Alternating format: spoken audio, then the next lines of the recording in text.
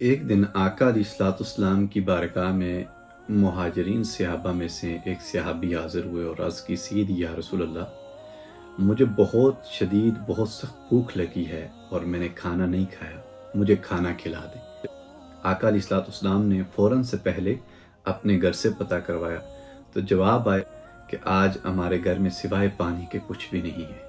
یہ وہ تاجدار کائنات صلی اللہ علیہ وسلم کی زندگی اور حیات مقدسہ تھی۔ آقا علیہ الصلوۃ والسلام نے جب اپنے گھر سے یہ جواب سنا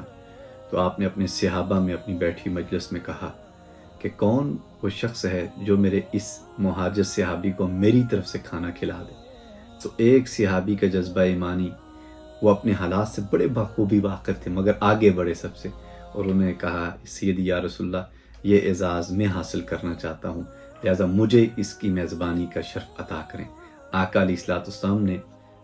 وہ مہاجر صحابی جن کو بھوک لگی تھی اپنے اس انصار بھائی کے حوالے کر دیا کہ آج آپ ان کو کھانا کھلا دیں۔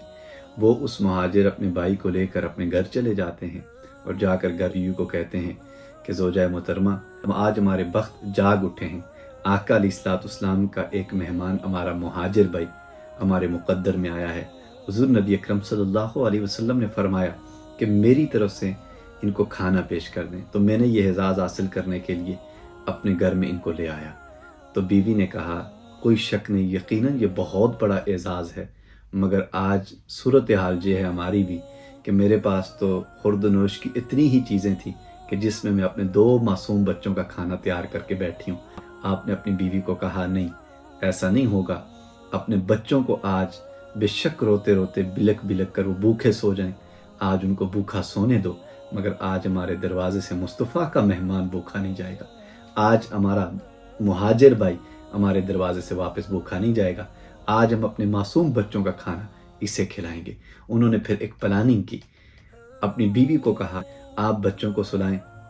جب یہ بچے سو جائیں تو اس کے بعد آپ ایسا کرنا کہ جہاں پر ہم کھانا تناول کرتے ہیں بیٹھتے ہیں تو وہاں پر جب آپ کھانا لے کر آؤ تو 3 پلیٹیں لے کر آنا۔ یہ انہوں نے ایک پلاننگ کی، ایک پلیٹ میں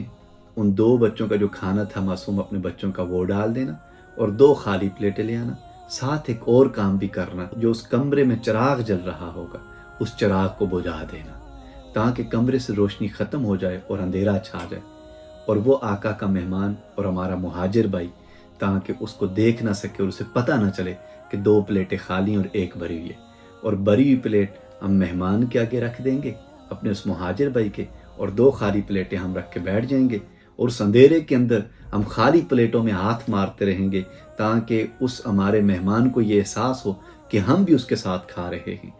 اور یہ سارا کچھ اس لیے اپنایا اور یہ انداز اس لیے ہم کریں گے کہ کہیں ایسا نہ کہ اس کو محسوس ہو جائے اور اسے گمان ہونے لگے کہ شاید ان کے گھر میں تو تھا ہی اتنا سا، تو وہ تھوڑا سا کھا کے چھوڑ دے اور اس شرمندگی سے پیچھے ہٹ جائے۔ تو کہا، نہیں، ایسا نہیں ہونے دیں گے، اسے یہ احساس ہی پیدا نہیں ہونے دیں گے، بلکہ وہ سارا جی بھر کے اور پیٹ بھر کے خوب سیر ہو کر کھانا کھا کر جائے، کیونکہ مصطفیٰ کا مہمان ہمارے گھر میں آ جایا ہے۔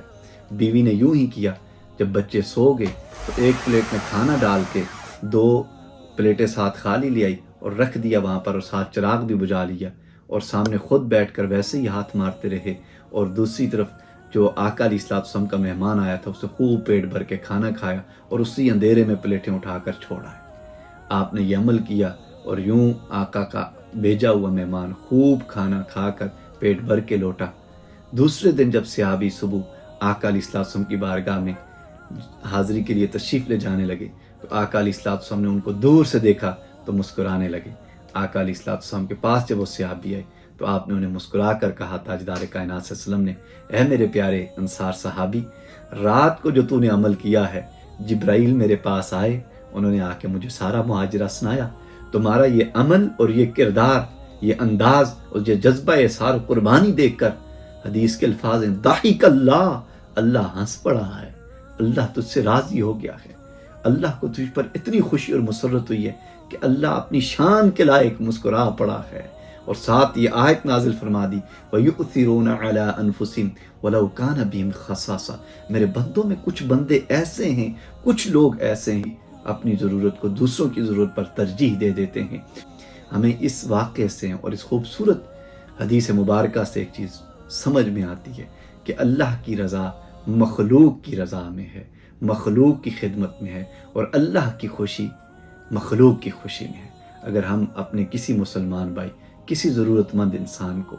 خوش کرتے ہیں، اس کی اداسی کو، اس کی بے چینی کو، اس کی تکلیف اور مصیبت کو خوشی میں اور آسانی میں بدل دیتے ہیں، تو اللہ تعالیٰ بھی ہم سے خوش ہو جاتا ہے۔